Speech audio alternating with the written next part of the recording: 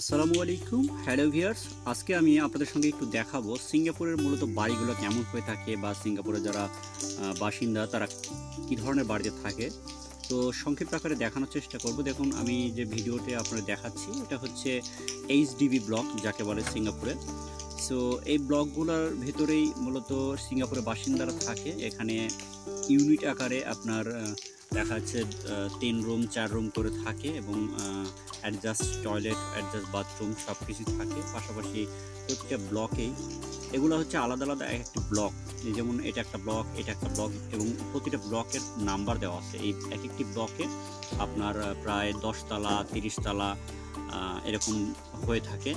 এই যে মাঝখানে মূলত লিফট, মাঝখানে বা সাইডে দেখা যায় যে প্রতিটা ব্লকের লিফট থাকে, যে লিফটের মাধ্যমে বাসিন্দারা বা এখানে যারা থাকে তারা একদম উপর থেকে নিচে যাতায়াত করতে পারে। তো পাশাপাশি এই বাড়িগুলোর মাঝখানেই মূলত কিন্তু আপনার কার পার্কিং থাকে। দেখেন, আপনারা দেখতে পাচ্ছেন যে এখানে কার পার্কিং থাকে।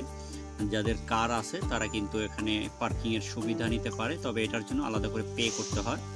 আর এই যে বাড়িগুলো দেখতে পাচ্ছেন না, এগুলো কিন্তু মূলত তারা সরকারের কাছ থেকে লিজ নিয়ে থাকে অলমোস্ট প্রায় 100 বছরের জন্য। আমার এখানে আপনার নিতে পারবেন 10 বছরের জন্য নিতে পারবেন। বিভিন্ন মেয়াদে আপনি কিন্তু এই বাড়িগুলো নিতে পারবেন এবং এটার জন্য নির্দিষ্ট পরিমাণ একটা পেমেন্ট আপনাকে করতে হবে। আপনি চাইলে একবারও দিতে পারবেন, আবার আপনি চাইলে বারবারও পেমেন্ট করতে পারবেন। এই যে এটা দেখতে পাচ্ছেন, এটা হচ্ছে পোস্ট অফিস। এক কথায় বলতে গেলে আমাদের গ্রাম এলাকায় বা আমাদের এলাকায় কিন্তু পোস্ট অফিস একটা নির্দিষ্ট একটা জায়গায় থাকে যেখানে সবাই গিয়ে নিতে পারে। কিন্তু সিঙ্গাপুরে মজার বিষয় যে আপনি যেখানে থাকবেন সেখানেই আপনার পোস্ট বক্স থাকে।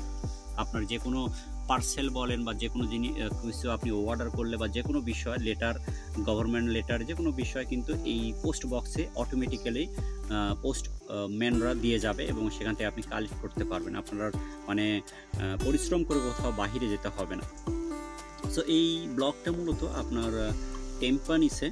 তো আমার ভিডিওটা শেষ পর্যায়ে দিয়ে চলে এসেছে। আমি এখন আপনাদের একটু দেখাবো আপনার এই ব্লকে মানে ঢোকার যে রাস্তাটা। এই যে দেখতে পাচ্ছেন, এখানে আপনার মূলত ঢোকার রাস্তা। এখান দিয়ে গাড়ি সবাই আর কি এই ব্লকে ঢুকবে, এখানে ঢুকবে। এরপরে এখানে বিভিন্ন ব্লক আছে নাম্বার ওয়াইজ, যার যে ব্লক, যার যে বাস সে সেখানে যেতে পারবে এবং এখানে কিন্তু টাকা পেমেন্ট করতে হয় ঢোকার সময় গাড়ি নিয়ে।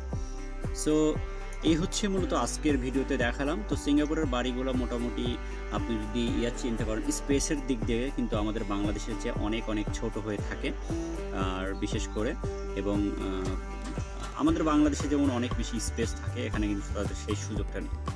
তো যাক, আজকের মতো এখানেই। সকলে ভালো থাকবেন। আসসালামু আলাইকুম, আল্লাহ হাফেজ। আরও নতুন কোনো ভিডিওতে নিয়ে সামনে আপনাদের সঙ্গে হাজির হব। সে পর্যন্ত ভালো থাকুন, সুস্থ থাকুন। Good bye.